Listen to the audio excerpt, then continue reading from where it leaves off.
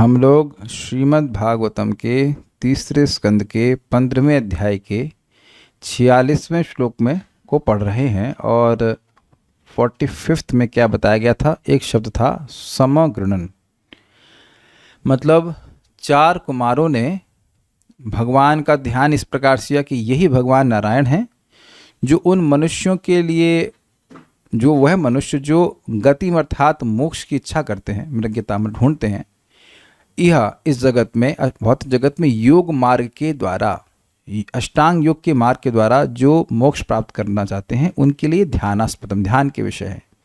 बहुमतम, बहुत से योगियों द्वारा मान्य है, या बहुत बढ़े चढ़े योगियों के द्वारा ये सम्मत हैं। उनके नयनों को सुख देने वाले हैं। पौंसनम वपुर दर्शयानम, पुरुषाकार रूप को वह प्रकट करते हैं। अनन्य सिद्ध है, जो किसी अन्य के द्वारा सिद्ध नहीं हो सकता है। ऐसी औत्पत्ति के अर्थात नित्य, अष्ट भोगों से अर्थात अष्ट सिद्धियों से या अष्ट ऐश्वर्यों से युक्त हैं।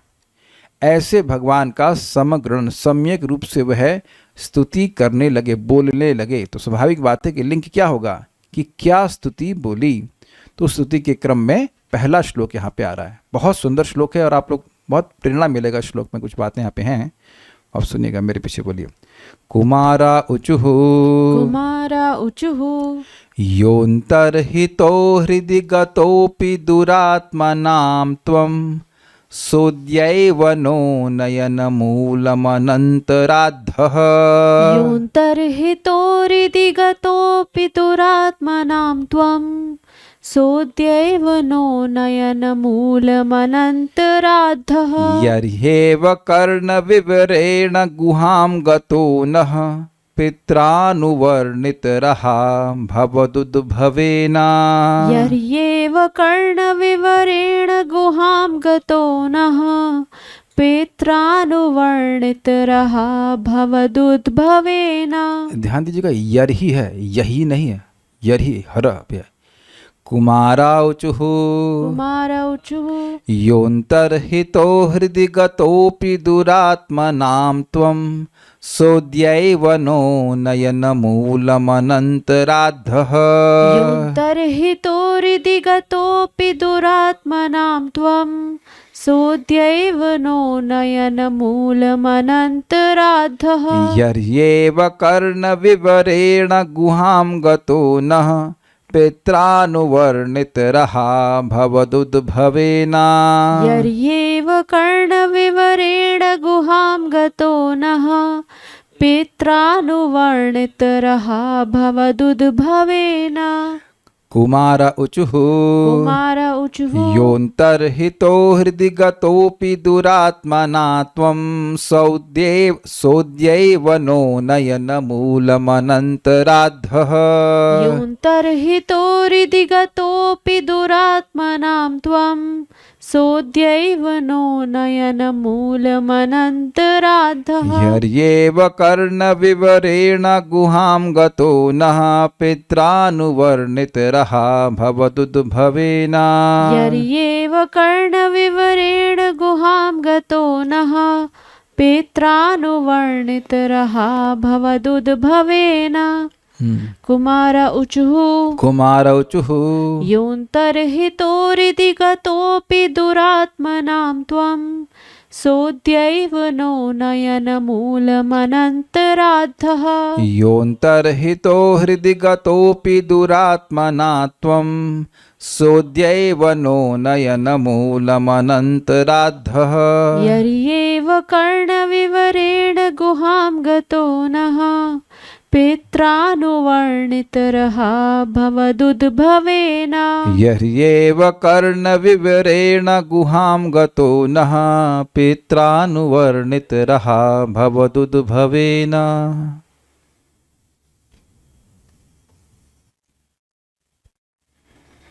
कुमारों ने कहा, हे प्रिय प्रभु, यानी भगवान नारायण को संबोधित कर रहे हैं, आप धूर्तों के समक्ष प्रकट नहीं होते, यद्यपि आप हरेक के हृदय के भीतर आसीन रहते हैं। किंतु जहाँ तक हमारा संबंध है, हम आपको अपने समक्ष देख रहे हैं, यद्यपि आप अनंत हैं। हमने आपके विषय में, ये समझ में आई बात? जो व्यक्ति अनंत है उसकी सीमा कैसे देखेंगे आप? जो व्यक्ति अनंत है, समुद्र की एक दृष्टि से देखिए, हमारी दृष्टि से समुद्र की सीमा नहीं दिखाई पड़ती है। समुद्र आपके सामने भी हो तो सीमा नहीं दिखाई पड़ती है। तो यहां कह रहे हैं कि भगवान आप अनंत हैं, फिर भी आप हमें हमारे सामने दिखाई पड़ रहे हैं। ये एक अद्भुत बात है। हमने आपके विषय में अपने पिता ब्रह्मा के द्वारा अपने कानों से जो कथन सुने हैं वे आपके कृपापूर्ण प्राकट्य से वस्तुतः साकार हो गए। मतलब जो आपके बारे में सुना था, अब आप सामने हो तो ये बात सत्य प्रकट हो गई है। अब अन्वय देखिए। कुमारावचु अर्थात सनक आदि कुमारों ने कहा, अनंत हे भगवान, अर्थात हे अनंत स्वरूप भगवान, यह तो मतलब जो आप दुरात्मनाम हृदयगतः अपि, दुष्ट चित्त पुरुषों के, दुह प्लस आत्मनाम, आत्म मतलब मन, चित्त, तो जिनका चित्त दु अर्थात बुरा है, अर्थात काम क्रोध लोभ मोह से पूरा ढका हुआ है, गंदा है। हृदय गतः अपि, उनके हृदय में, हृदयगत उनके हृदय में स्थित होकर भी अंतर्हित उनकी दृष्टि से ओझल रहते हैं, उन्हें नहीं दिखाई पड़ते भगवान। सद्य सह अद्यैव, सह मतलब वही भगवान, अद्यैव वही आप आज, आज मतलब बिना विलंब किए आज, नह नयन मूलम, न मतलब हमारे नेत्रों के सामने, नयन मूलम मतलब नेत्रों के सामने, राध प्राप्त हुए हैं, हमारे नेत्रों के गोचरीभूत हुए हैं, हमारे नेत्र आपको देख पा रहे हैं, यह कहते हैं। भवतः उद्भवेना, आपसे उद्भव जिनका हुआ है उनके द्वारा, मतलब आपसे उत्पन्न, नह पितरा हमारे पितरा ब्रह्मा जी ने, यर्हि एवा जब से ही लगा दीजिएगा, हे छूट गया इसमें, एवं मतलब ही, उसी समय से, जब से ही रहा आपके रहस्य का अनुवर्णित वर्णन किया। अनुवर्णन मतलब जैसा उन्होंने भगवान का अनुभव किया, साक्षात्कार किया, वैसा वर्णन किया है। तब से कर्ण विवरेण, तभी से आप कानों के छिद्रों से गुहाम गता हमारे हृदय में प्रवेश किए हुए हैं। क्या क्या बातें बोल रहे हैं जरा देख लीजिए। एक कि जो दुरात्मा नाम है, अर्थात जिनका चित्त दूषित है, उनके हृदय में होते हुए भी आप अंतर्हित रहते हैं। एक पॉइंट, वो नहीं देख पाते भगवान को। देखिए, अगर हम भगवान को अपने हृदय में देख रहे होते तो क्या कभी हमें किसी प्रकार का भय होता? कभी नहीं होता। लेकिन व्यक्ति भयभीत होता है।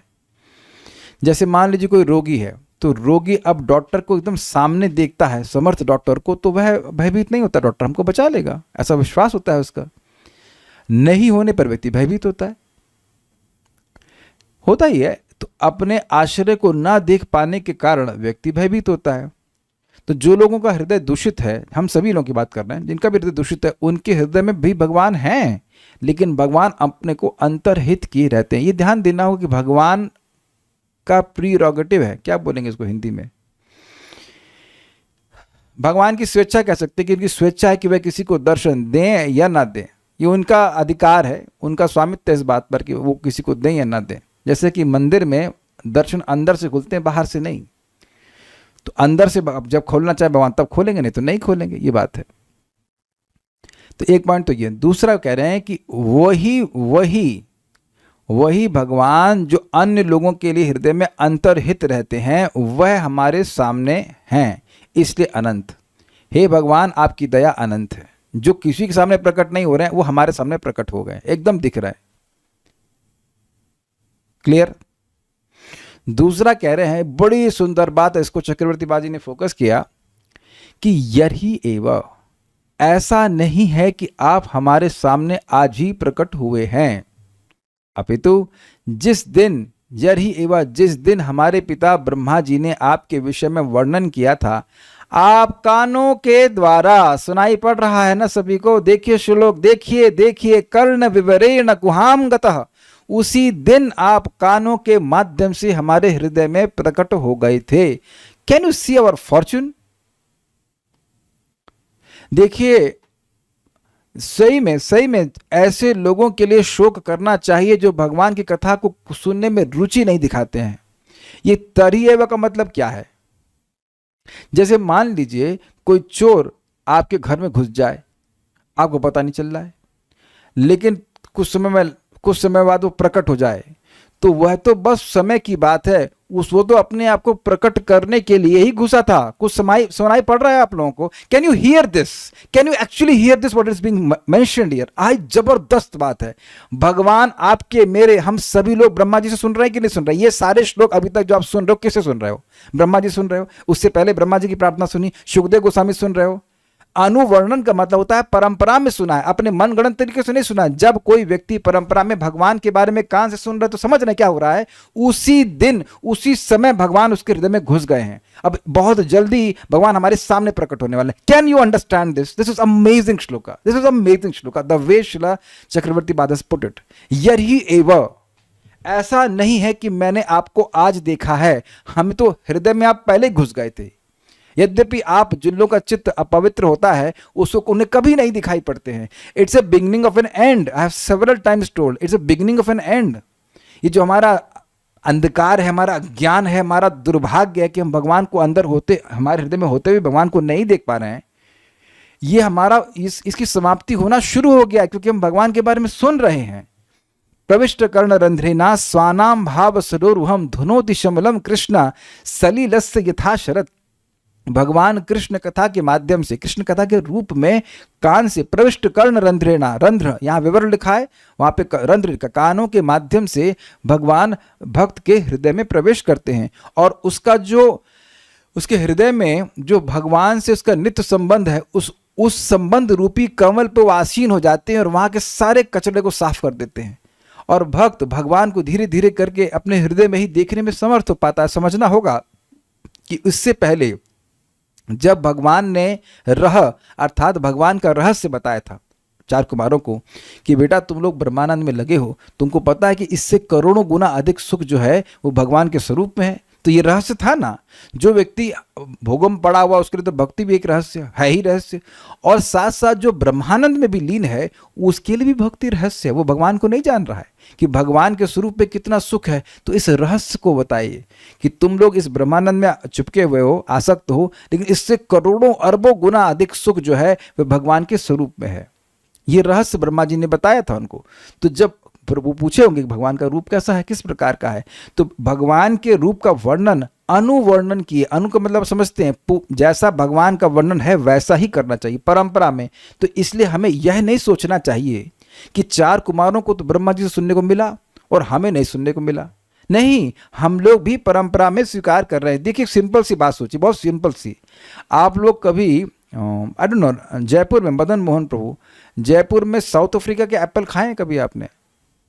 आप लोग नहीं मिलता होगा, पता नहीं। इधर तो आए दिन आप जाएं सब्जी मार्केट में तो बोलता है ये साउथ अफ्रीका का एप्पल है।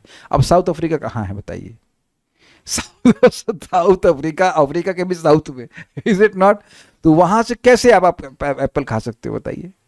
या शिमला का तो खाए होगा यहाँ पे लोग, शिमला के एप्पल खाएंगे तो शिमला में जाके खाते हैं? नहीं, वो हाथ दर हाथ मतलब पास ऑन होकर के आता है, वही शिमला का एप्पल आपके पास मिलता है कि नहीं मिलता है? अग्रीड? तो ब्रह्मा जी जो हैं वो ब्रह्मा जी को भगवान से ज्ञान साक्षात प्राप्त हुआ। उस परंपरा में आते आते जो भी व्यक्ति को ज्ञान प्राप्त हो रहा है वो वही है जो भगवान से मिला है। ये हम भगवद गीता में भी सुन चुके हैं, एवं परंपरा प्राप्तम, कि इस परंपरा का फायदा ये है कि मानो भगवान हमको साक्षात बोल रहे होते या ब्रह्मा जी हमें साक्षात बोल रहे होते, वही परंपरा में कोई भी व्यक्ति किसी को बताएगा उसका वही लाभ होगा। Is it sinking in? इसलिए हम यह नहीं कह सकते हैं कि 4 कुमारों का तो भाग्य था और हमारा भाग्य नहीं है। जी हमारा भी परम भाग्य है, प्रभुपाद जी से, आचार्यों से हम लोग श्लोक सुन रहे हैं और यहाँ पे तो श्लोक भी सामने है आपके। I hope it is clear.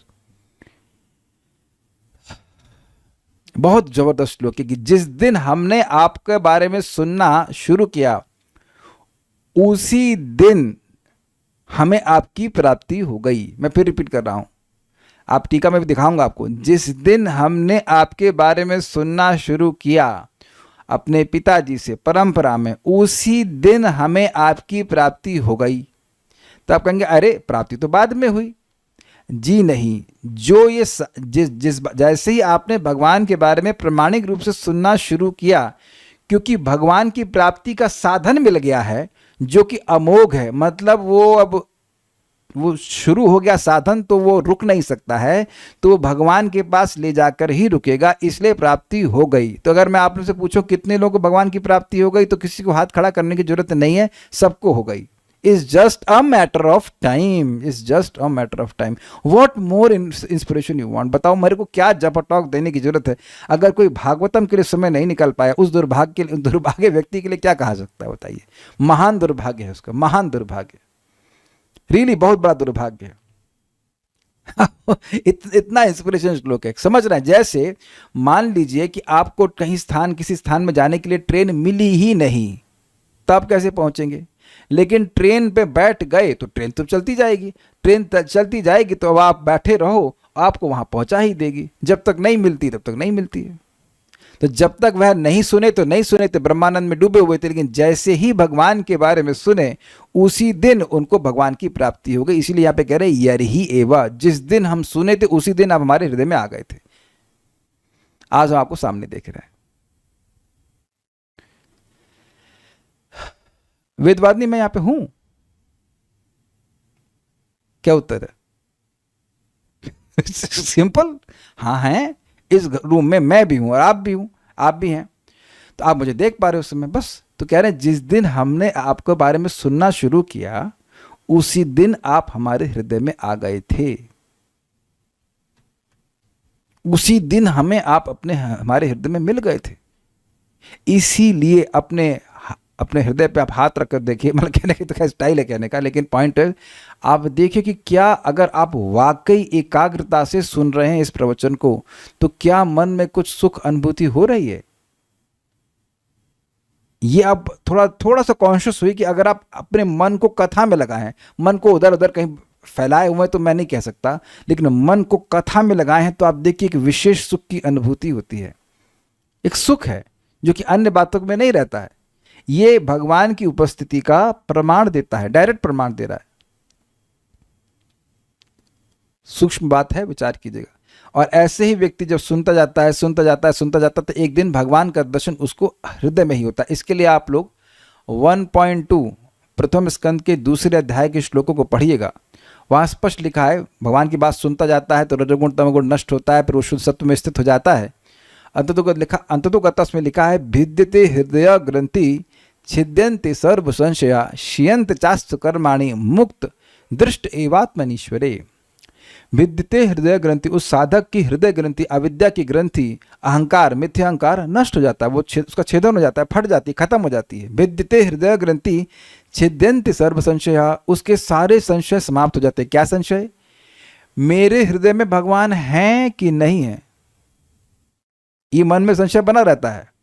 तो जब भगवान का दर्शन हृदय में हो गया तब भी संशय रहेगा। आपको संशय है कि मैं यहाँ पे हूँ वेदवादिनी? क्या मुझे संशय है कि आप यहाँ पे हैं? नहीं, हम देख रहे हैं।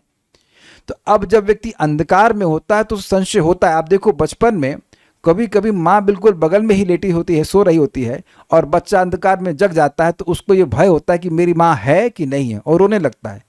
तो माँ लाइट जला देती, बेटा क्या हुआ क्या हुआ, तब लाइट जल जाती, तब ओह मेरी माँ तो मेरे पास में है। ये तो आप उदाहरण समझ ही रहे हैं। तो भगवान हमारे हृदय में है, लेकिन हृदय दूषित होने के कारण व्यक्ति समझ नहीं पाता कि भगवान हृदय में ही है। तो प्रथम स्कंद का दूसरा अध्याय ही समझा रहा है कि विद्यते हृदय ग्रंथि छिद्यन्ते सर्व संशया शियंत चास्तु कर्माणि, सारे कर्म उसके समाप्त हो जाते हैं, और दृष्ट एवात्मनीश्वरे, अपने हृदय में आत्मनि, अपने हृदय में ही वह अपने मन में भगवान ईश्वर, भगवान श्री कृष्ण को वह देख पाता है। तो इसकी शुरुआत कहाँ से होती है? उसकी शुरुआत होती है कथा सुनने से। तो जैसे ही व्यक्ति भगवान की कथा सुनना शुरू करता है उसे भगवान की प्राप्ति हो जाती है। इसीलिए भाई साहब कहा गया है कि धर्मः सुनुष्ठितः पुंसा विश्वक्सेन कथा सुना नोत्पादित यति रति श्रम एवं केवलम। खूब बढ़िया से धर्म का संपादन कर रहा है, लेकिन भगवान की कथा सुनने में बिल्कुल रुचि नहीं है, कुछ सुनना ही नहीं चाहता है, तो केवल व्यर्थ कर रहा है समय, क्योंकि भगवान की प्राप्ति नहीं हो रही। तो धर्म का मतलब क्या हुआ?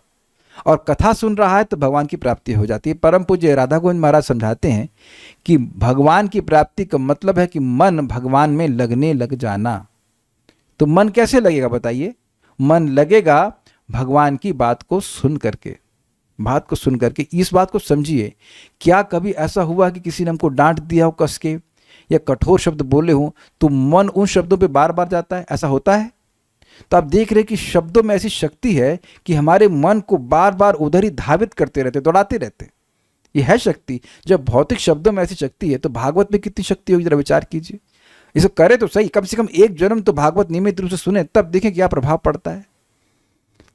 कुमारा उचु योन्तर हिता हृदय गतोपि दुरात्मनात्वम, यह त्वम जो आप हृदय गतोपि हृदय में होने के बावजूद भी दुरात्मनाम अंतर्हिता जिनका चित्त दूषित है उनके हृदय से गायब रहते हैं। सह अद्यैव नह नयन मूलमनंतराद, हे अनंत वही आप जो अपवित्र हृदय वालों के हृदय में कभी प्रकट नहीं होते हैं, वही नह नयन मूलम हमारे नयन के सामने राधा अर्थात प्राप्त हुए, हमें अपने आंखों के सामने दिख रहे। कितनी बड़ी दया आपकी है।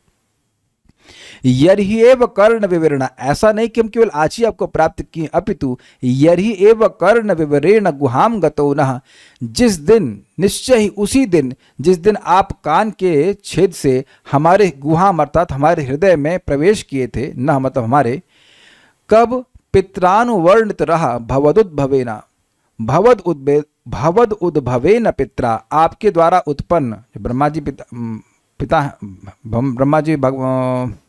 ब्रह्मा जी भगवान विष्णु के बेटे हैं, भगवान विष्णु से प्रकट हुए, तो कह रहे हैं कि भवद उद्भवेना, आपके द्वारा जो प्रकट हुए हैं हमारे पिता ब्रह्मा जी, उनके द्वारा जब रहस्य को अनुवर्णन किया गया था, आपके संबंध में जो आपके स्वरूप का रहस्य है जब हमें बताया गया था, उसी दिन आप हमारे हृदय में प्रवेश कर गए थे। श्रीधरी, आप ही नित्य ही ब्रह्म रूप से प्रकाशित होते हैं, किंतु यह कोई आश्चर्य की बात नहीं है। ब्रह्म रूप मतलब ब्रह्म ज्योति के रूप में विद्यमान है, कोई आश्चर्य की बात नहीं है। इस समय परम मंगल विशुद्ध सत्व विग्रह के द्वारा आप हमारे नेत्रों के समक्ष हैं। स्पष्ट है, अर्थात आज आपके परम मंगलमय शुद्ध सत्वमय श्री विग्रह का हम लोगों को दर्शन मिला है। यह हम लोगों का परम सौभाग्य है।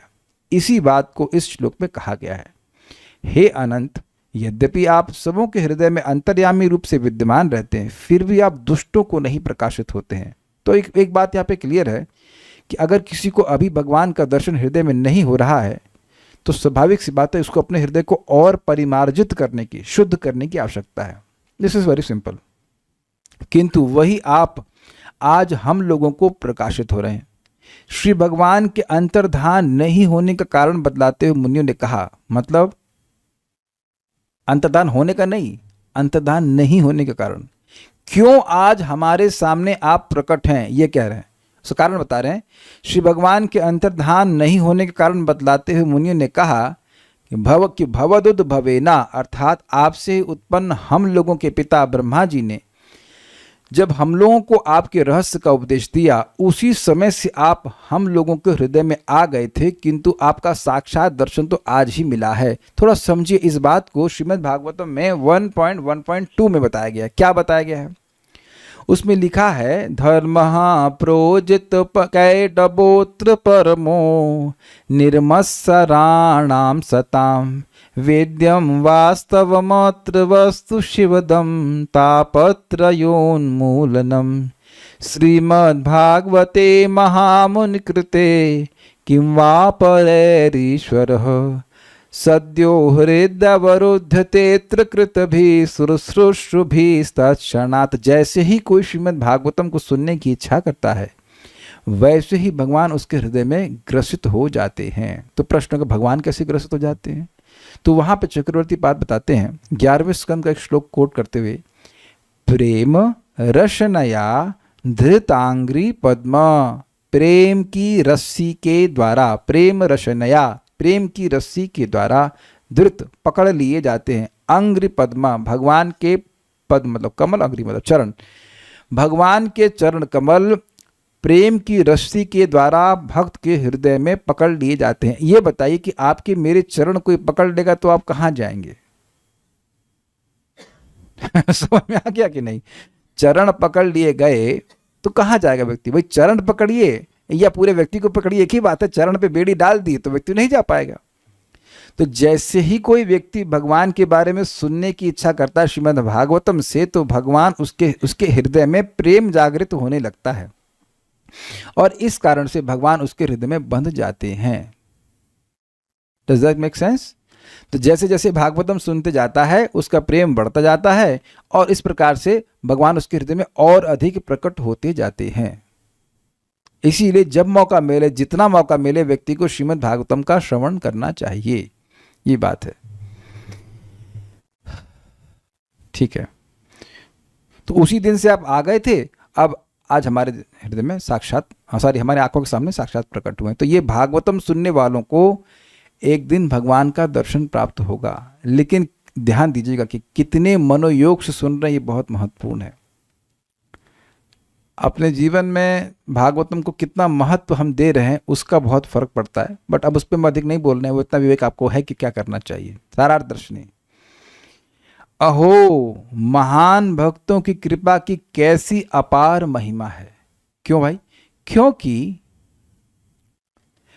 उस कृपा के कारण ही भगवान ने हमें इस प्रकार अपने साक्षात्कार का आनंद अनुभव कराया। देखिए, भगवान का दर्शन भी हो जाए, लेकिन जब तक भक्ति प्राप्त नहीं होती है, भगवान का अनुभव आनंदमय के रूप में नहीं होता। शिशुपाल ने भगवान को देखा तो कह रहे कि आज उनकी कृपा के कारण हमारे हृदय में भक्ति प्राप्त हुई है और भक्ति के कारण हम आपके दर्शन का आनंद अनुभव कर पा रहे हैं। अहो, ये हमारा कितना अद्भुत सौभाग्य है। इस बात को इस श्लोक से कहा जा रहा है, हे अनंत अर्थात अपार माधुर्य और ऐश्वर्य के सिंधु। समझ गए? ये लोग ब्रह्मानंद में स्थित थे, फिर भी भगवान के रूप रस गंध का अनुभव कर रहे हैं, उस आनंद के रूप में जिसकी लिमिट नहीं पकड़ पा रहे हैं लोग। इसलिए कह रहे हैं हे अनंत, मतलब अनंत रूप से मधुर, अनंत ऐश्वर्यों से युक्त। ये कहने का आशय है। ये अपना अनुभव बता रहे हैं। ऐसा नहीं कि खाली पद पूरा करने के लिए अनंत इस्तेमाल कर ले रहे हैं। जैसे मान लीजिए जगत में कोई व्यक्ति किसी को कहता है तुम बहुत स्वीट लग रही हो, व्हाटएवर इट मीन्स, लेकिन वो कुछ अनुभव कर रहा है, उसके आधार पर बोलते हो। बच्चों को बोलते हैं तुम कितने क्यूट लग रहे हो, ये तो आपने सुना होगा शब्द, तो उन्हें वो क्यूट शब्द की फीलिंग आ रही है, बच्चा बड़ा प्यारा सा लग रहा है, तो इसलिए वो ऐसा बोलते, तो वो अपनी फीलिंग्स को एक्सप्रेस कर रहे हैं अपने शब्दों के द्वारा। समझ में आ रहा है ना? तो अनंत बोलने का मतलब केवल ऐसा नहीं था कि बस वो पद पूरा करने के लिए, कविता पूरा करने के लिए बोल दिए। नहीं, वह भगवान के अनंत मधुरता को और ऐश्वर्य को अनुभव कर रहे हैं। वो अनुभव कर रहे हैं कि ये मधुरता और ऐश्वर्य के सिंधु है, और ऐसा बोल रहे हैं। हम लोग देखिए, वस्तुतः मैं तो एनालाइज कर रहा हूँ मैं तो सिर्फ एनालाइज कर रहा हूँ, वो अनुभव करके बोल रहे हैं, ये बात बोल रहे हैं। जो आप हृदय में स्थित होकर भी दुरात्माओं अर्थात विषय वासनाओं में डूबे हुए लोगों के लिए अंतर ध्यान रहते हैं, वही आप केवल आज ही हमारे नयन मूलम राध अर्थात हमारी आंखों के प्रत्यक्ष हुए हों, ऐसा नहीं है, बल्कि पहले भी हो चुके हैं। ये समझे बात? मजेदार बात कह रहे हैं कि ऐसा नहीं है कि केवल क्या शब्द है, अद्यैव, ऐसा नहीं है कि केवल आज ही प्रकट हुए हैं। ऐसा नहीं है कि हमने केवल आपको आज ही देखा है, अपितु जब से हम आपको सुनते हुए आए तब से आपको देख ही रहे हैं। देखिए, हम लोग कई बार सुन चुके हैं, नारद जी के प्रसंग में भी सुन चुके हैं कि नारद जी कहते हैं आहूत इव, जैसे भगवान का श्रवण कीर्तन करने के लिए मैं उत्सुक होता हूँ तो तुरंत भगवान मेरे हृदय में प्रकट हो जाते हैं। ये वहाँ पे उनका अनुभव है इस प्रकार से। प्रभुपाद जी बताते हैं कि कोई व्यक्ति जिसका हृदय पवित्र हो गया है, वह भगवान के मुख को भागवतम के हर पन्ने में देख सकता है। भगवान को गोलोक जाके देखने की अलग बात छोड़िए, यहीं वह श्रीमद् भागवतम के श्रवण कीर्तन के द्वारा भगवान का दर्शन प्राप्त कर सकता है। ये बात है। प्रेमांजन चुरित भक्ति विलोचने न संतः सदैव हृदयेषु विलोकयन्ति। देखिए, समझना यह होगा कि अब इन लोगों में काम क्रोध का तो चक्कर है नहीं कुछ, ये तो ब्रह्मानंद को अनुभव कर रहे थे। तो अब जब ये भगवान की बात सुन रहे हैं तो इन पे तो भगवान की बात बहुत तीव्रता से कार्य करेगी कि नहीं करेगी? बस जिसका हृदय अपवित्र है उसके हृदय में भी प्रेम जागृत कर देती है। तो जो ब्रह्मभूत अवस्था में पहले से ही आप जानते हैं कि ब्रह्मभूत अवस्था के बाद पराभक्ति निर्गुणा भक्ति प्राप्त होती है। ब्रह्मभूतः प्रसन्नात्मा न शुचति न कांक्षति समः सर्वेषु भूतेषु मद्भक्ति लभते पराम। तो अब चार कुमार निश्चित रूप से यह प्रश्न तो करेंगे ही नहीं, क्या नाम है, अपने पिता को कि पिताजी हम अपनी इंद्रियां संयमित कैसे करें। वो अनर्थ निवृत्ति वगैरह सब तो वो पॉइंट ही नहीं है। आई उम्मीद है कि समझ में आ रहा हो कि अनर्थ तो पहले से गायब है, ये क्लियर है ना, पहले ही निर्गुण अवस्था में है वो। अग्रीड। तो अब जब वो भगवान के बारे में सुनेंगे तो लीला आदि तुरंत स्फुरित हो जाए तो कौन सी आश्चर्य की बात है, स्वीकार है सभी लोगों को। भाई ब्रह्मभूत अवस्था गुणातीत अवस्था होती है कि नहीं होती है? त्रिगुणों से त्रिगुणातीत अवस्था को ब्रह्मभूत अवस्था कहते हैं। तो जो ब्रह्मभूत अवस्था में भगवान की बात सुनेगा उसमें तो बहुत तीव्रता से कार्य करेगी ना, उसके हृदय में की सफाई का कोई प्रयोजन ही नहीं है, वो तो पहले साफ है हृदय। हृदय में जो अविद्या का दूषण है वो तो है ही नहीं ना, ब्रह्म का अनुभव कर रहे हैं। तो अब जो जैसे आप देखो सुखदेव गोस्वामी जैसे ही भगवान के बारे में सुने तुरंत आकृष्ट होगा कि नहीं? और पूरे भागवतम को पढ़े, आख्यातम तदधीतवान, है ना, सुनाई पड़े, ये बात है। अच्छा आप बताइए, अगर आपके हृदय में, मेरे हृदय में कोई काम, क्रोध, लोभ, मद, मात्सर्य, राग, द्वेष कुछ नहीं होता, तो भागवतम सुनने में और आसानी होती कि नहीं होती? तो अब स्वाभाविक सी बात है। तो ऐसा आश्चर्य नहीं करना चाहिए कि इन लोगों को ऐसा अनुभव नहीं हुआ है। ये अनुभव करके बोल रहे कि जिस दिन हम अपने पिताजी से सुने थे उसी दिन हमें आपकी प्राप्ति हो गई थी। लेकिन ये बात अन्य लोगों पे भी लागू होती है कि जिस दिन से श्रीमद् भागवतम सुनना शुरू किया हुआ है, अगर नियमित रूप से सुनते जा रहे हैं तो क्रमशः वह शुद्ध होकर के भगवान का दर्शन जरूर प्राप्त करेंगे। कुछ पूछना चाहते हैं माइक में पूछ लीजिए, कोई दिक्कत। प्रभु जी ये तो ब्रह्मानंद के सुख में थे। हाँ तो फिर ऐसा कैसे कह रहे हैं कि हाँ ब्रह्मा जी से जब सुन रहे थे आपके बारे में तब से आप हमारे हृदय में? देखिए अच्छा प्रश्न है। देखिए ब्रह्म के सुख में थे, लेकिन क्या उनको भगवान की अनुभूति थी? नहीं थी। जैसे मान लीजिए आप सूर्य की रोशनी को देखते हो, तो क्या सूर्य देवता को भी देखते हो? नहीं देखते। तो अब आप ये बताइए कि सूर्य देवता है? माइक बताइए। हैं किस आधार पर आप बोल रही हैं? सूर्य की किरणों को देख करके कि सुन करके? सूर्य की किरणों का अनुभव करके। फिर से रिपीट कर रहा हूं, क्या सूर्य की किरणों को देख करके आप ये निर्णय कर रही हैं कि सूर्य देवता हैं, या सुन करके भगवत गीता से कि सूर्य देवता हैं और फिर आप निर्णय कर रहे हो कि सूर्य देवता हैं? एक मिनट छोड़ दीजिए, एस्ट्रोलॉजी वगैरह आपने कुछ नहीं पढ़ा था, तब भी पता था कि सूर्य देवता कुछ होते हैं? एस्ट्रोलॉजी पढ़ने से पहले भी सूर्य दिखते तो थे, पर देवता है ये। हाँ गॉट इट। यानी कि सूर्य की रोशनी का अनुभव करके आप सूर्य के देवता का निर्णय नहीं कर सकते। साइंटिस्ट जानते हैं क्या? नहीं, वो तो खूब रिसर्च कर रहे हैं, सूर्य की रोशनी क्या है, प्रकाश क्या है, सूर्य का गोला क्या है, इत्यादि इत्यादि। Is it okay? तो ब्रह्मानंद का अनुभव करने वाला व्यक्ति भी भगवान का अनुभव नहीं करता जब तक भगवान की भक्ति ना करे। आप लोग फिर सुन लीजिए, बातों को याद कर लीजिएगा। एक है विषयाकार चित्त, एक है ब्रह्माकार चित्त, और तीसरा है प्रेमाकार चित्त। तो जो विषयाकार चित्त वो तो समझना आसान है, हमारा सबका है, विषयों को पकड़ लेता है, भौतिक बातों को पकड़ लेता है, भौतिक रूप को तुरंत पकड़ लेता है। बचपन से ही पकड़ रहा है कि नहीं पकड़ रहा है? कोई वस्तु, विचार कीजिए, कोई वस्तु आपको सुंदर लग रही है, कोई ट्रेनिंग नहीं दे रहा है, बस सुंदर लग रही है, डायरेक्ट सुंदर लग रही है, कोई बताता नहीं देखो कितनी सुंदर है। आपको सुंदर लगती है नहीं सुंदर लगती है? अपने पूर्व संस्कार के अनुसार से, है ना। तो ये विषयाकार हो गया। अब विषयाकार चित्त ब्रह्म का अनुभव नहीं कर सकता है, तो उसके लिए ट्रेनिंग देनी पड़ेगी, हृदय को पवित्र करना पड़ेगा, तब ब्रह्म का अनुभव करेगा। लेकिन ब्रह्माकार चित्त जो ब्रह्मज्योति का अनुभव कर रहा है वह भी भगवान का अनुभव नहीं कर रहा है, वो प्रेमाकार चित्त, इसमें हृदय में प्रेम है, वह भगवान का अनुभव करेगा। तो ये लोग भगवान का अनुभव नहीं कर रहे थे।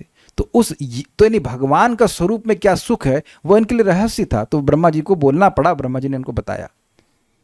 आपको याद है ना 3.9.1 का श्लोक है, ज्ञातोऽसि मे अद्य, हे भगवान मैं आपको जान गया हूं। और जो सामान्य लोग हैं उनके का यही सबसे बड़ा दोष है कि वो ना ज्ञायते भगवती, हे भगवान वो आपको नहीं जानते, यही सबसे बड़ा उनका दोष है, अवध्य है, बहुत बड़ा दोष है।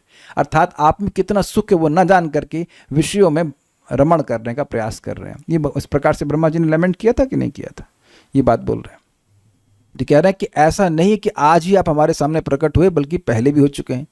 अब यदि भगवान प्रश्न करें कब तुम लोगों ने मुझे इस प्रकार देखा था, जैसा तुम मुझे आज देख रहे हो ऐसा तुमने पहले कब देख लिया? तो अनुराग से भरकर उत्तर देते हुए कहते हैं, अनुराग मतलब ऐसी प्रेमावस्था जिसमें भगवान को व्यक्ति बार बार देखता है, उनका बार बार नाम सुनता है, बार बार कथा सुनता है, लेकिन उसको एकदम फ्रेश लगता है, एवर फ्रेश लगता है, वो रुक नहीं पाता इस कारण से। तो अनुराग से भरकर उत्तर देते हुए कहते हैं कि यही एवा, क्या आपको स्मरण नहीं? यही मतलब जब उसी समय क्या आपको स्मरण नहीं? आप तो सब जानते हो।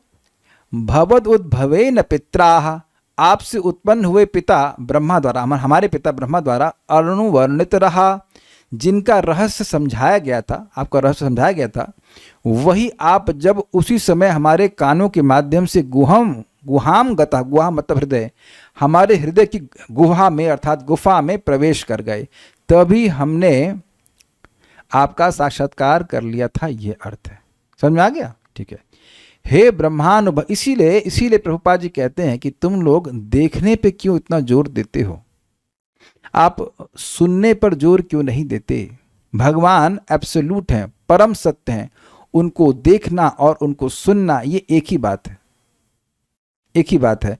तो सुनने पर जोर दिया जाना चाहिए, और इसी को बोला है श्रुतिगत, और क्या है, भक्त्या श्रुतगहितया शब्द है, भक्त्या श्रुतगहितया। इन भगवान को उस भक्ति से देखा जाता है जो सुन करके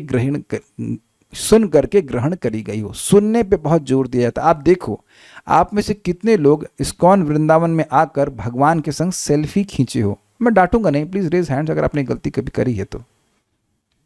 नहीं करी है तो क्यों नहीं करी है?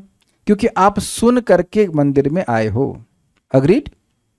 नहीं, है भगवान है। आपकी दृष्टि जो आज है भगवान के प्रति, क्या वही दृष्टि होती अगर आपने कुछ नहीं सुना होता? तो बिल्कुल आप स्पष्ट समझ लीजिए कि जो व्यक्ति सुनता है वह भगवान का दर्शन करने का सामर्थ्य जुटा पाता है, भगवान उसको सामर्थ्य देते हैं। नहीं तो ये जो लोग आके सेल्फी खींचते हैं, क्या भगवान से वो कुछ प्रार्थना कर रहे हैं? क्या उनके मन में भाव होता है कि भगवान है? वो तो कहते हैं मूर्ति है। ये बात है।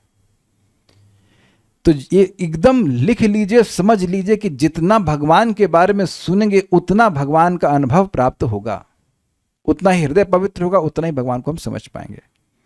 अब क्या बोले थे, देखिए क्या ब्रह्मा जी बोले, इसको अनुवाद कर रहे हैं। हे ब्रह्मानुभुवि मेरे पुत्रों, ब्रह्मा जी कह रहे हैं अपने पुत्रों को, ब्रह्म साक्षात्कार की तुलना में भगवान के साक्षात्कार का आनंद करोड़ों गुना अधिक है। ये रहस्य हो गया, वही तुम लोगों को प्राप्त हो, यानी कि आशीर्वाद दिया ब्रह्मा जी ने। लेकिन वही भगवान नीलोत्पल दल अर्थात नील कमल की पंखुड़ी के समान श्याम वर्ण, स्थूल और विशाल अर्थात आजानुबाहु, मतलब भगवान के बाहुएं जो हैं वो घुटने तक आती हैं, चतुर्भुजधारी, कटक केयूर मतलब और कुंडल मतलब कड़े वाले के साथ में, कड़ी इत्यादि के साथ में, और कुंडलों से सुशोभित चंद्र के समान मुखमंडल वाले वैकुंठ में विराजमान हैं। वे केवल भक्ति के द्वारा प्राप्त होते हैं। तो देखिए दो तीन बातें, तुम लोगों को प्राप्त हो, इसका मतलब यह नहीं कि हाथ पे हाथ धरे बैठो, वह भगवान भक्ति के द्वारा प्राप्त है, वो वैकुंठ में रहते हैं। दो तीन बात बता दिए। एक बात क्या रहस्य है, भगवान का स्वरूप का सुख, उसके भगवान के स्वरूप की अनुभव का सुख ब्रह्मानंद से करोड़ों गुना अधिक है, एक बात। दूसरा, भगवान के सुंदर रूप का वर्णन किया। तीसरा, भगवान वैकुंठ में रहते हैं। और चौथा कि भगवान भक्ति के द्वारा प्राप्त होते हैं। तो बेटा भक्ति करो। Got it? ठीक है। जब हमारे पूज्य पिताश्री ने कृपा पूर्वक यह आशीर्वचन कहे थे, तभी हमने आपको प्राप्त कर लिया था। देखिए एकदम ये गलती ना कीजिएगा कि ब्रह्मा जी के आशीर्वचन बस केवल यही थे कि तुमको भगवान की प्राप्ति हो। I would very much caution you on this point, क्योंकि भारतीयों में बहुत बड़ी बीमारी है कि ब्लेसिंग मांगते रहते हैं हम सभी लोग, कि ब्लेसिंग दे दीजिए, ब्लेसिंग दे दीजिए, हमें कुछ करना नहीं पड़े। कह दीजिए कि आपने ये नहीं किया कभी, blessing please bless me, please bless me, please bless me, please bless me, जबकि ब्लेसिंग आज्ञा के रूप में दी जाती है। माइक लीजिए। आपको डॉक्टर साहब ने दवा दी है, तो वो दवा आपके लिए ब्लेसिंग है कि नहीं है? ठीक है। और डॉक्टर साहब आपके संग क्या करते कि आप ठीक हो जाती? कुछ नहीं। यही उनका आशीर्वाद है ना, कि आपका रोग बता दिए और उसके बाद दवा। मेरे संग भी यही कर रहे हैं, और हम मानते हैं ना कि भाई डॉक्टर साहब ने बड़ी कृपा की। अच्छा, गुरु महाराज ने आपको क्या आज्ञा दी है, क्या सेवा दी है? एक्स्ट्रा चैंटिंग करना, एक्स्ट्रा प्रसाद। सुना ना, एक्स्ट्रा प्रसाद खाने के लिए। मुझे तो ये सुनाई पड़ा। नहीं, आप खाते नहीं हो, हम जानबूझ करके बोले था कि जोर से आप बोलिए, जोर से बोलिए। Extra chanting. एक्स्ट्रा चैंटिंग मतलब चैंटिंग तो करो ही, बाकी एक्स्ट्रा कर लीजिए। अग्रीड? मेरे गुरु महाराज ने कहा क्या, खूब सो जाओ बेटा आराम से, और उसके बाद जब कहीं मौका मिले तो जप कर लेना, ऐसा बोला है क्या? हमारे तो अद्भुत बात है। दीक्षा में क्या पहली वाव है, I will chant. 16 rounds as attentively as possible. हम तो आज तक उसी को पालन नहीं कर पा रहे। एज अटेंटिवली, हर दिन सोचते हैं जितना कर सकता हूं उससे और अधिक कर ही सकता था, फिर भी नहीं किया। ये तो ऐसी ऐसी आज्ञा है कि हमें लगता है जीवन भर हम पालन ही नहीं कर पाएंगे। हर दिन सोचता हूँ जितना कर सकता था उससे तो अधिक, उससे तो कम ही किया। सत्य बात है। तो खैर, बात हम ये कह रहे हैं कि गुरु जब हमको कोई आज्ञा दे रहे हैं तो किस लिए दे रहे हैं? आपको महाराज ने वो आज्ञा क्यों दी? आपने विचार किया कभी? क्योंकि मैंने पूछा था कि आपको कैसे प्रसन्न करें। हाँ, ये ठीक है, आपने पूछा कि भगवान गुरु महाराज आपको कैसे प्रसन्न करो। भगवान की प्रसन्नता के लिए, हृदय की शुद्धि के लिए। अरे जनरल उत्तर मत दीजिए, सोच के दीजिए कि काहे गुरु महाराज बोले। भगवान की प्रसन्नता, ताकि एक दिन आपको भगवान की प्राप्ति हो जाए। ये समझिए कि वो संकल्प लेके गुरु महाराज बोल रहे हैं। कुछ समझ में आ रहा है आपको? अब जाके महाराज के पास, हमको तो मजा आया था कि इनकी दीक्षा हो रही थी, तो मैं भी महाराज मेरे शिक्षा गुरु हैं, तो मैंने कहा महाराज ब्लेसिंग दीजिए, मेरी मति भागवत में लगी रहे, तुम्हारा ऐसे सर पे हाथ रखे। तो पता नहीं ऐसा, फिर ब्लेसिंग से हम तृप्त हुए। हमने कहा महाराज ब्लेसिंग दीजिए कि मेरी मति भागवत में लगे। तो महाराज बोले दे तो दिया ना आपको। दे तो दिया आशीर्वाद। I was very happy. हम तो महाराज से जब भी मिलते हैं तो ऐसे ही प्रार्थना करते हैं, महाराज मति हमारी कुछ भागवत में लग जाए। लेकिन हमको बड़ा अच्छा लगता, दे दिया ना। बट पॉइंट इज कि अब महाराजा ने आशीर्वाद दिया है, आशीर्वाद तो है ही महाराज का, कोई संदेह ही नहीं कि आशीर्वाद नहीं। लेकिन मैं खाली बैठा रहूं ऐसे, रोटी तापूं, रोटी तापना समझते हैं आप? और कुछ ऐसे बस भागवत हो जाएगा, ऐसा तो ना होता है। मेहनत भी तो करनी होती है। कृपा है, लेकिन आपको अपनी मेहनत भी तो करनी होगी। जब हम मेहनत करते हैं तो भगवान का, गुरु का आशीर्वाद होता है। It just naturally flows.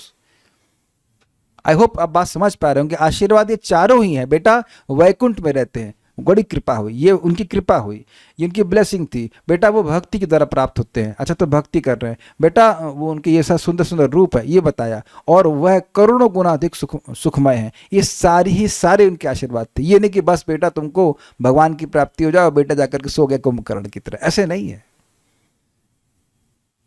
I hope it is very clear.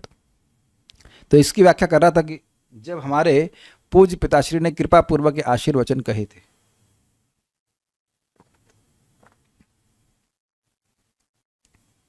इस बात को मैं शास्त्र से प्रमाण दे रहा हूं। भगवत गीता भी तो भगवान गुरु के रूप में बोल रहे हैं, और वहां मैं समझ रहा हूं दूसरे अध्याय के में ही बोलते हैं, प्रसादम अधिगच्छति शब्द है, प्रसादम अधिगच्छति, ढूंढ सकते हैं श्लोक को अगर आप, कि जो व्यक्ति अपनी इंद्रियों को संयमित करता है, भगवान की सेवा में लगाता है, तो वह भगवान की कृपा को प्राप्त करता है। भूल रहा हूं श्लोक। विधेय आत्मा प्रसादम अधिगच्छति, विधेय आत्मा जो राग द्वेष विमुक्तस्तु विषयान इंद्रियश्चरन् आत्मवश्यैर विधेय आत्मा प्रसादम अधिगच्छति।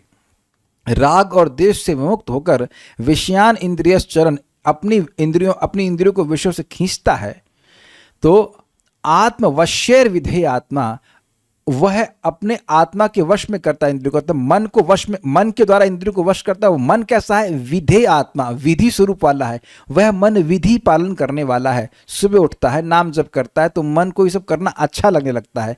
तो ऐसा व्यक्ति प्रसादम अधिगच्छति, भगवान की कृपा को प्राप्त करता है। भगवान स्पष्ट कह रहे हैं। तो स्पष्ट बात है कि जब हम भगवान भक्ति के नियमों का पालन कर रहे होते हैं, आज्ञा का पालन कर रहे होते हैं, तो कृपा प्राप्त हो गई है। कर रहे हैं तो उसका मतलब ब्लेसिंग है, कृपा है। उम्मीद है कि बात स्पष्ट समझ में आ गई होगी। तो कह रहे हैं जब हमारे पूज्य पिताश्री ने कृपा पूर्वक के आशीर्वचन कहे थे, तभी हमने आपको प्राप्त कर लिया था। और इसी तरह से प्रभुपाद जी ने हम लोग को आशीर्वाद नहीं दे रखा कि आप 16 माला का जप करें, कम से कम 16 माला का जप करें और 4 नियमों का पालन करें, तो इसी जन्म में भगवान के पास चले जाएंगे।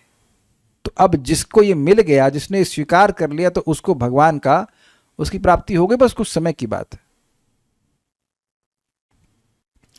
आपकी प्राप्ति के कारण अर्थात हेतु के प्राप्त हो जाने पर तो उसका फल प्राप्त होना निश्चित था। इसलिए आज भी हम आपको प्राप्त कर सके, अर्थात उसी समय पिता ने हमारे हृदय में जिस भक्ति लता का बीज बो दिया था, उसका अवश्यम भावी फल हम आज प्राप्त कर रहे हैं। ये थोड़ा लाइन आपको समझनी होगी।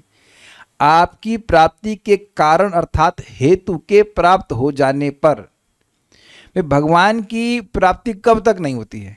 जब तक व्यक्ति को भक्ति नहीं प्राप्त होती है। लेकिन जब तक जैसे ही भक्ति का साधन मिल गया, तो भक्ति तो अब एक बार शुरू हो जाती तो खत्म तो होती नहीं है। तो भक्ति तो एंड में जाके ही रुकेगी। रुकने का मतलब जब तक भगवान की प्राप्ति नहीं हो जाती, भक्ति का संस्कार तो नष्ट नहीं हो सकता है। तो जब तक भक्ति नहीं मिलती है जीव को, तभी तक उसके लिए भगवान दूर हैं। ये बताइए, कल आपको क्या पता नहीं कि आपको करना क्या है? कितने लोग ये भूल जाएंगे कि कल सुबह उन्हें उठकर क्या करना है। ये मुझसे फोन करके पूछेंगे, प्रभु जी 4 बज गए, प्रभु जी क्या करना है जरा बताइए। How many of you will forget that? I would put it differently. How many of you can forget that कि सुबह करना क्या है? Is it amazing? कि इस जीवन में आप अगर शाम को क्लास सुनते रहे रोज, तो कभी नहीं भूल सकते कि सुबह करना क्या है। Is it sinking in? Is it not amazing? और यह आप केवल एक दकियानुसी तरीके से तो क्या समझते हैं, ढर्रे में नहीं कर रहे हैं। पता है कि नाम जप करके भगवान की प्राप्ति होगी, इसलिए करेंगे। कुछ समझ पा रहे हैं बात? तो ये बात स्वयं मुचकुंद महाराज ने भगवान श्री कृष्ण को बोली है कि जब जीव किसी जीव के मुक्त होने का समय आ जाता है, तो भगवान आपके भक्तों की संगति उसे प्राप्त होती है। सुनाई पड़ गया कुछ? इसी कारण से भक्त लोग प्रचार भी करते हैं कि ऐसे बहुत से अन्य जीव भी हैं जो भक्ति के इच्छुक हैं। अगर उनको भक्ति का मौका दिया जाएगा तो जरूर वह भक्ति में स्वीकार कर लेंगे और उनका वो ट्रैक पर आ गए हैं भगवान को पास वापस जाने के लिए। नहीं तो इधर उधर घूम रहा है। जैसे मान लीजिए कि जंगल में घूम रहे हैं, तो अब जंगल से बाहर निकलने का रास्ता नहीं पता है, तो कब तक घूमते रहेंगे? घूमते ही रहेंगे। लेकिन अगर रास्ता मिल गया तो अब थोड़े समय की बात है, रास्ते पर चलना है, तो चल करके व्यक्ति जंगल के बाहर निकल जाएगा। ब्रह्मांड भ्रमित कोनो भाग्यवान जीव, गुरु कृष्ण प्रसादे पाए भक्ति लता पीछ। ये समझ में आ गया ना कि हमारा हृदय अपवित्र है, इसीलिए हम भगवान को नहीं देख पा रहे हैं। ये क्लियर हो गया श्लोक से? तो करेंगे क्या? क्या करना है ये सुनकर के आपको क्या करना है बताइए, मैं क्यों बताइए क्या करना है? ये सुना आपने जब भगवान की कथा का श्रवण। कथा नहीं, मैं बोल रहा हूं कि हृदय अपवित्र है, इसलिए भगवान आपको नहीं दिख रहे हृदय में। तो अब आप क्या करोगे? हृदय को पवित्र कर। Very good. हृदय को पवित्र करने के बारे में सोचेंगे। तो हृदय को पवित्र कैसे करेंगे? भगवान की कथा सुनेंगे, नाम जप करेंगे, इत्यादि इत्यादि। This is very clear. ये बात पता है किसी को? आपको मैं पूछ रहा हूं, माइक पे लीजिए, माइक लीजिए। ये बता, आपको पता थी क्या ये बात भक्ति में आने से पहले? कितना पता थी ये बताइए पहले। I want to hear that words. ये पता था कि काम क्रोध मद मोह को हटाना चाहिए। लेकिन किस लिए हटाना चाहिए? नहीं पता था। बिल्कुल, मैं आपसे सहमत हूं। मुझे भी इसी पोजीशन में था। कुछ भी नहीं। Very good. एक भक्त बोले 0%। अब समझ में आया आपको? जब हमें कुछ पता ही नहीं है कि भगवान की प्राप्ति कैसे होगी, तो क्या कभी भी भगवान की प्राप्ति किसी भी जन्म में होने वाली है? लीन होना चाहिए। कुछ नहीं पता। भाई साहब, एक भी दिन शोक किया ना तो बड़ एक नंबर हम के बेवकूफ हैं। हम किसी बात पे, किसी चीज के लिए अपन को शोक नहीं करना चाहिए। हम लोग को वो हम उस ट्रेन में बैठे कि भगवान के पास पहुंचेगी। Got it? बस अपना स्वास्थ्य का ध्यान रखिए, 2 टाइम प्रसाद मिल गया, खूब जप कीजिए, कथा सुनिए और आगे बढ़ते चले जाइए। नथिंग, कुछ किसी भी चीज के लिए हमें शोक नहीं करना, किसी भी चीज के लिए शोक नहीं करना। We are in very good, very most fortunate position.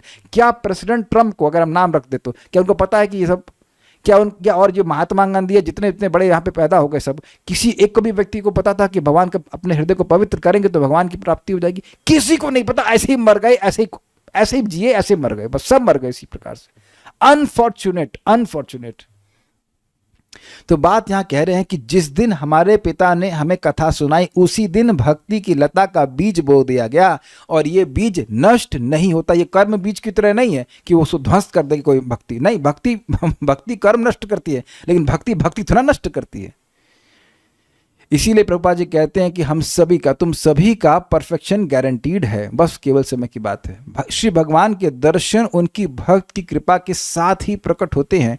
ये हम पहले से जानते थे। मतलब हमारे हम कह रहे थे कि हमारे पिताजी ने बोला है, तो समय विश्वास था कि हमें भगवान की प्राप्ति जरूर होगी। उसी प्रकार से प्रभुपाद जी की कृपा हम लोग को मिली है तो हमें भगवान की प्राप्ति जरूर होगी। We should always smiling, always be enthusiastic. जो भी कठिनाई आएगी वो सब प्रभुपाद की कृपा से, गुरु महाराज की कृपा से, भगवान की कृपा से, नाम की कृपा से, भागवत की कृपा से सब ठीक हो जाएगा। वो सब ठीक कर देंगे। आप जानते हैं और आपको मैंने पढ़ा चुका हूं कि जो भी व्यक्ति भक्ति में आता है, भगवान का संकल्प होता है कि मैं इसको निर्गुण जरूर बनाऊंगा, लेकिन तुरंत नहीं, थोड़ा समय लगाऊंगा, लेकिन निर्गुण बनाकर अपने पास लेके ही आऊंगा। ये व्यक्ति मेरा है और इसकी रक्षा करना मेरा कर्तव्य है। That's what Krishna thinks when you are not knowing anything about Bhagavatam. जब आप भागवतम के भाव के बारे में भी नहीं जानते थे, खाली हरे कृष्णा बोलना शुरू किया था, तभी से भगवान की मति थी कि आप उनके हो। जैसे किसी बच्चे का जन्म माँ के गर्भ से होता है तो उसकी अवेयरनेस कि यह मेरी माँ है बहुत समय के बाद आता है कि नहीं? लेकिन जैसे ही वो पैदा होता है तुरंत माँ मानने लगती कि बच्चा मेरा, इसकी रक्षा करना मेरा कर्तव्य है। कह दीजिए यहाँ जितनी उपस्थित माँ है कि उनके मन में भाव नहीं आया था, कह दीजिए हिम्मत हो तो, कि बच्चा पैदा होते ही आपके मन में भाव नहीं आया था कि बच्चा मेरा है। और वो मेरे ख्याल से शायद 2 साल के बाद जानता होगा, जब वो बोलना सीखेगा तब समझेगा कि ये मेरी माँ है। अग्रीड? तो जैसे ही नाम बोलता है तुरंत भगवान की ऐसी अभिमति होती है। नाम जपे और तुझे ना जाने, फिर भी तू उसे अपना माने, तेरी दया का अंत नहीं है, हे दुख नाशी रे, दर्शन दो घनश्याम। नाइस, एकदम शास्त्रिक बेसिस पे है, बहुत इंपॉर्टेंट बात है। तो वो कह रहे कि हम तो पहले से ही जानते थे कि आज आपके भक्त ने कृपा करी है तो निश्चित हमें भगवान के दर्शन प्राप्ति होंगे, दर्शन होंगे, आपके दर्शन होंगे। अतः ये कहते हैं कि हे भगवान, आपने हमें स्वतंत्र रूप से कृपा नहीं की है। आज आप हम पर कृपा करे हैं, हमें दिख रहा है, लेकिन ये स्वतंत्र रूप से नहीं है, बल्कि आप अपने भक्तों के अधीन हैं इसलिए कृपा करी। ऐसे आप भागवत में कितने बार एग्जाम्पल आप देख चुके हैं। नारद जी को देख लीजिए। नारद जी भाई साहब हद हो गई, एक जीवन में दासी पुत्र और अगले जीवन में भगवान के पार्षद। कल्याण, कैन यू फील इट कि आज आप कुछ हैं और उसके बाद अगले जन्म में भगवान के पार्षद बन जाएं। तुंगवद्या माता जी एंड वॉट एवर, जयश्री माता जी, आप सोच रहे मैं तो सिंपल से हाउस वाइफ हूं, आप कहेंगी, और अगले जन्म में भगवान के पार्षद। ये सब हो सकता है भगवान की भक्ति करके। ये है भक्तों का फ्यूचर, जो केवल और केवल श्रीमद् भागवतम के श्रवण से समझ में आता है। केवल नाम जप कर रहा है और भागवत नहीं सुन रहा है तो ऐसी दृष्टि नहीं मिलती है लोगों को। इसीलिए तो कितने लोग नाम जप करना शुरू करते फिर छोड़ देते। नाम की महिमा कम नहीं बोल कर रहा हूं, लेकिन नहीं विजन होता। विजन लोगों का समझ में आता है कि मैं हरि नाम कर रहा हूं तो भगवान इतने में से प्रेम कर रहे हैं इत्यादि इत्यादि, कुछ समझ में नहीं आता शुरुआत में। तो नाम जप के साथ साथ जब हम भागवतम भी सुनते हैं तब व्यक्ति को विश्वास होता हो ये नाम जप में ऐसी शक्ति है, इतनी अद्भुत शक्ति है, मैं जरूर करूंगा। ठीक है, तो भक्तों की कृपा के पीछे ही भगवान की कृपा चलती है। इस प्रकार भगवान के भक्तों की कृपा की महिमा अवर्णनीय, अनिर्वचनीय सिद्ध होती है। ये क्यों हो गया? भगवान के भक्तों की कृपा का वर्णन क्यों नहीं कर सकते? क्योंकि उसका जो फल है उसका वर्णन नहीं किया जा सकता। फल क्या है? भगवान का अनुभव होना। तो भगवान के अनुभव को आप वर्णन कर सकते हो? जो अनंत सुख है, अनंत रूप है, रस है, सुगंध है, उसका वर्णन कैसे करेंगे आप बताइए? तो जो उस कृपा का फल है उसका वर्णन नहीं कर सकते, इसलिए भक्त किसी पर कितनी कृपा कर रहे हैं वो वर्णन खुद नहीं कर सकते। अगर आप किसी को हरे कृष्णा दे रहे हो तो ये बताओ कि कितनी कृपा कर रहे हो, जरा बताइए। एक व्यक्ति पूछा कि प्रभु जी भागवत सुनने से कितना पुण्य मिलता है? हमने कहा 2 किलो। तो फिर वो हंसने लगे। हमने कहा आप प्रश्न ही ऐसा कर रहे हो कि कितना का क्या मतलब होता है? किलो में बताएं या लीटर में बताएं, कैसे बताएं? बस ये समझ लीजिए कि भगवान से प्रेम होने लगता है, और से बड़ा क्या कृपा हो जाएगी? आप ये बताओ, आप कहोगे कि भगवान से प्रेम नहीं हो रहा है, आप हर दिन भागवत में बात किस सुनते हो? भगवान की। और इसमें कितने श्लोक हैं? 28 कितने 28,000 है? कितने हैं? 18,000, सॉरी 18,000 श्लोक। हर श्लोक एक व्यक्ति के बारे में आप सुनने के लिए बैठे हो, ये प्रेम का लक्षण नहीं है। अरे भाई किसी के एक बात सुनेंगे, 2 बात सुने, 18,000 बात सुनने के लिए, गाने के लिए आप प्रतिबद्ध हैं कि पूरा जीवन जब तक जिएंगे तब तक भागवत सुनेंगे। किसका संकल्प है यहाँ पे कि जीवन खत्म होने के पहले ही और भागवत खत्म होने के पहले की क्लास ड्रॉप कर देगा? जरा बताइए। मरा नहीं और ये भागवत सेशन पूरा नहीं हुआ और पहले छोड़ देगा बीच में। तो आप ये सोच रहे हैं ना कि अंत तक सुनेंगे। भाई जब तक अगर जीवन रहा तो भागवत को अंत तक सुनेंगे, यानी आप भगवान के बारे में 18,000 श्लोक सुनने के लिए उत्सुक हैं आप? काफ़ी लोग जो आप तो शायद शुरुआत से सुन रहे हो, इज इट नॉट, फर्स्ट से सुन रहे हो, तो सुनते सुनते कितने श्लोक सुन लिए होगे आपने? अब मुझे तो पता नहीं कितने हो गए अभी तक कितने हो गए हमको नहीं पता, लेकिन 1000 से ऊपर ही श्लोक सुनने होंगे। तो क्या ये भगवान के प्रति प्रेम का लक्षण नहीं है? आप एक ही व्यक्ति की बात रोज रोज कैसे सुन सकते हैं, जरा बताइए, unless you have attraction for him. तो ये दिखा रहा है कि श्रीमद् भागवतम जो है भगवान का प्रेम हृदय में जागृत करती है, और यही प्रेम बढ़ता बढ़ता एक दिन हमको भगवान की प्राप्ति करा देगा। उम्मीद है कि आप समझ गए होंगे, काश इस बात को आप समझ जाएं। तात्पर्य, इसीलिए देखिए वस्तुतः मैं कहीं नहीं जाता। हमको चीजें ऑर्डर करना अच्छा लगता है, जाकर खरीदना अच्छा नहीं लगता। समझे बात, आलसी हूं मैं। भागवत सुनते हैं, गीता सुनते हैं, तो भगवान तो खैर भगवान विग्रह के रूप में तो है, ऐसे विग्रह के रूप में तो है ही, और कथा करने के द्वारा अपने आप ही आ जाते हैं। जहाँ भी भगवान की कथा होती है भगवान अपने आप विद्यमान रहते हैं। तो अब कहाँ और जाकर मैं क्या करूँ, जाकर और जाके मैं क्या करूँ बताइए? वैसे भी कृष्ण बलराम तो यहीं पे हैं वृंदावन में, तो और कहाँ जाएंगे बताइए? क्यों जाए और कहाँ जाए? इससे बड़ा लाभ कुछ भी नहीं है। आज मैंने एक भक्त को डांट दिया था तो बड़े दुखी हो गए थे, लेकिन आप जब भी कभी विचार कीजिए, कभी हमें कोई डांट देता है तो उसका प्रभाव कितनी देर बाद आता है। आप प्लीज इस बात को समझिए, अगर कोई आपको डांट दे तो उसका प्रभाव आपके चित्त पर कितनी देर बाद आता है? तुरंत आता है। तो इसको मैं क्यों बोल रहा हूं? महाराज बता रहे थे कि देखिए हम भगवान को बाध्य नहीं कर सकते अपने हृदय में आने के लिए, अग्रीड, बहुत ध्यान सुनिएगा, लेकिन अपने चित्त का निर्माण ऐसा कर सकते हैं कि भगवान प्रकट हो जाएं। क्या इस श्लोक से दिखा कि नहीं दिखा? जिनका हृदय अपवित्र है उनके हृदय में भगवान गायब रहते हैं। भैया मैं यहाँ पे नहीं आना, गंदा हृदय है, ठीक। अब इसी घर में, इसी रूम में गंदगी होती तो क्या आप आते बैठने पे? नहीं बैठ पाते, इज इट नॉट? तो कोई भी सभ्य व्यक्ति गंदी जगह नहीं बैठ सकता है। तो हमें अपने चित्त की सफाई करनी है, भगवान स्वयं ही आकर के बैठ जाएंगे। तो मैं खाली ये कहना चाहता हूं कि चित्त पे प्रभाव सबसे ज्यादा किस चीज का पड़ रहा है? अभी बताया मैंने कि डांट पड़ती है, कोई शब्द सुनते हैं उसका प्रभाव तुरंत होता है। इंस्टेंट प्यूरिफिकेशन है भगवान की कथा सुनने से। ये क्या हम पता नहीं कब समझेंगे। सबसे ज्यादा एम्फेसिस होना चाहिए भगवान की बात को सुनने में, भगवान का नाम जब, दो चीजों को करना है। Shravanam is the best way to purify our hearts. अब आगे पढ़ते, तात्पर्य, यहां पर उन तथाकथित योगियों का वर्णन हुआ है जो अपने मन को निर्विशेष या धून शून्य पर केंद्रित करते हैं या उसका ध्यान करते हैं। श्रीमद् भागवत का यह श्लोक उन व्यक्तियों का वर्णन करता है जिनसे आशा की जाती है कि वे ध्यान में संलग्न अति कुशल योगी होंगे, किंतु जो भगवान को अपने हृदय के भीतर आसीन नहीं कर पाते। ऐसे व्यक्तियों को यहाँ पर दुरात्मा कहा गया है। देखा आपने, जिसका अर्थ है अत्यंत कुटिल हृदय वाला या कम बुद्धिमान व्यक्ति, जो महात्मा का विलोम है अर्थात विपरीतार्थक है, जिसका अर्थ है विशाल हृदय वाला। समझे बात? बहुत मजेदार बात है। प्रभुपाद ये कह रहे हैं, प्रभुपाद ने अनुवाद में कहा था कि धूर्त व्यक्ति आपको नहीं देख पाते। तो धूर्त का मतलब क्या है?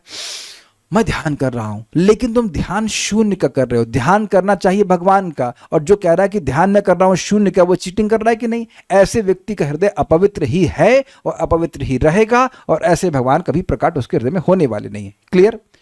उन लोगों का हृदय अत्यंत छोटा है, इसलिए भगवान आ नहीं पाते। और महाआत्मा मतलब महा प्लस आत्मा, महान हृदय वाला, इसका हृदय इतना बड़ा हो गया है कि उसे भगवान की महिमा समझ में आ गई है। या महाराज के शब्दों में, भगवान की महिमा उसके हृदय में अट गई है। अटना समझते हैं, एडजस्ट हो गई, क्योंकि उसका महान हृदय हो गया है, हृदय पवित्र हो गया है। महात्मा समझता है कि कृष्ण ही सभी चीजों के स्रोत हैं, भगवद गीता में लिखा है। लेकिन दुरात्मा व्यक्ति गीता को पढ़ने के बाद भी समझ नहीं पाता कि कृष्ण भगवान है। ये बात है, इसीलिए वो लोग धूर्त कहलाते हैं। ऐसे तथाकथित योगी जो ध्यान में लगे रहते हुए भी विशाल हृदय नहीं हैं, वे चतुर्भुजी नारायण रूप को नहीं देख सकते, भले ही भगवान उनके हृदय में वास कर रहे होते हैं। यद्यपि परब्रह्म की प्रथम अनुभूति निर्विशेष ब्रह्म है, किंतु परमेश्वर के निर्विशेष तेज का अनुभव करने मात्र से मनुष्य को तुष्ट नहीं हो जाना चाहिए। जैसे कि सूर्य की रोशनी देखने मात्र से व्यक्ति को तुष्ट नहीं हो जाना चाहिए। ईशोपनिषद में भी भक्त प्रार्थना करता है कि उसकी आंखों से ब्रह्म का चमकीला तेज हटा लिया जाए, जिससे वह भगवान के असली साकार रूप का दर्शन कर सके और इस तरह पूर्णतः संतुष्ट हो सके। वहां प्रार्थना किया गया है कि भगवान अपने जो तेज है उसको हटाइए ताकि मैं आपके सुंदर मुख का दर्शन कर सकूं। इसी तरह यद्यपि भगवान प्रारंभ में अपने चमकीले शारीरिक तेज के कारण दृष्टिगोचर नहीं होते, किंतु यदि भक्त निष्ठापूर्वक उनका दर्शन करना चाहता है तो भगवान उसके समक्ष प्रकट होते हैं।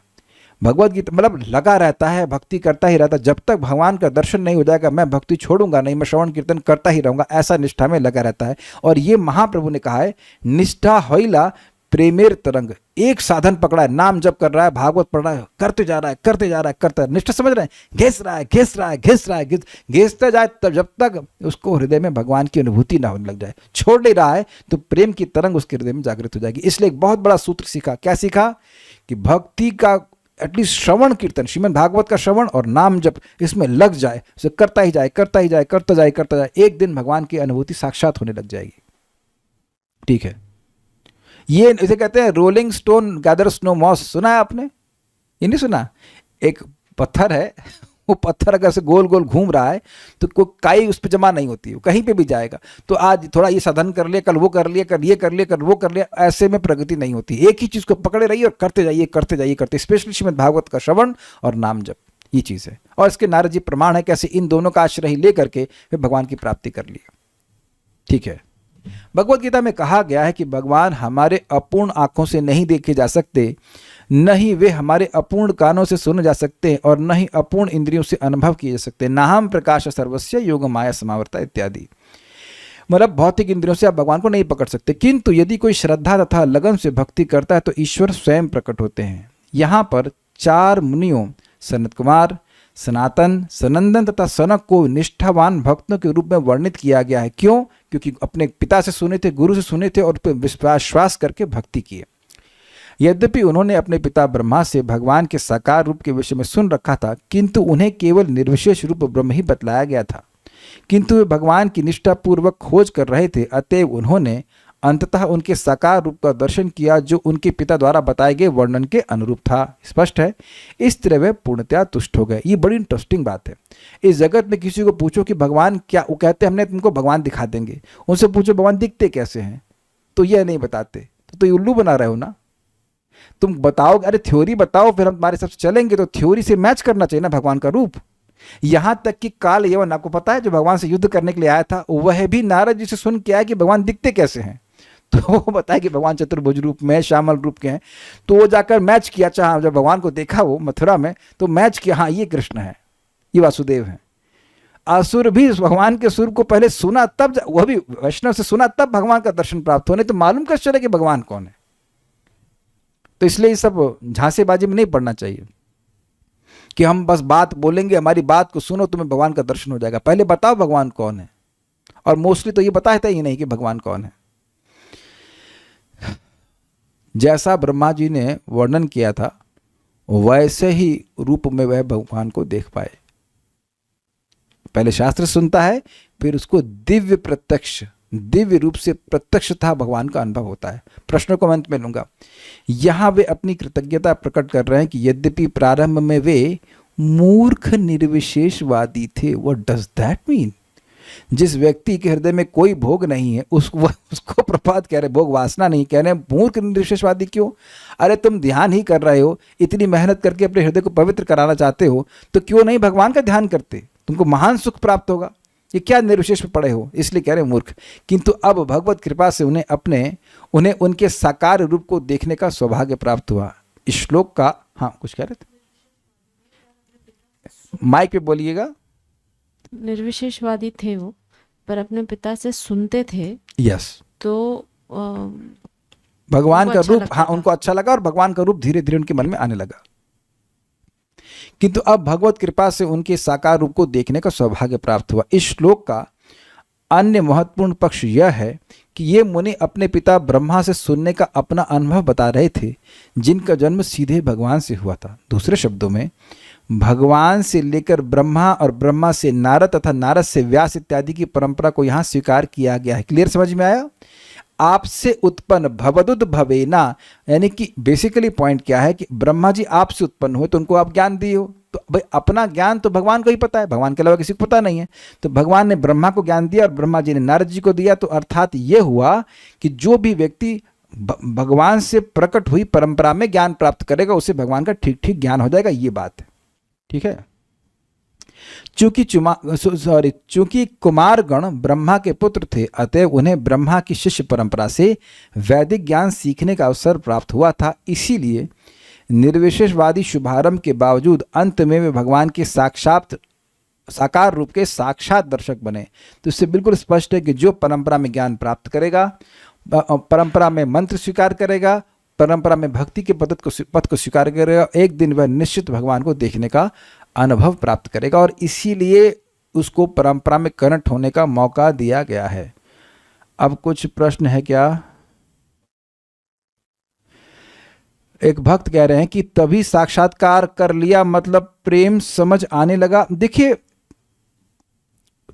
ये बिल्कुल स्पष्ट बताया गया था कि तभी साक्षात्कार कर लिया था का मतलब है कि उनको भगवान की प्राप्ति का हेतु जो है वो भक्ति है, वह प्राप्त हो गई थी।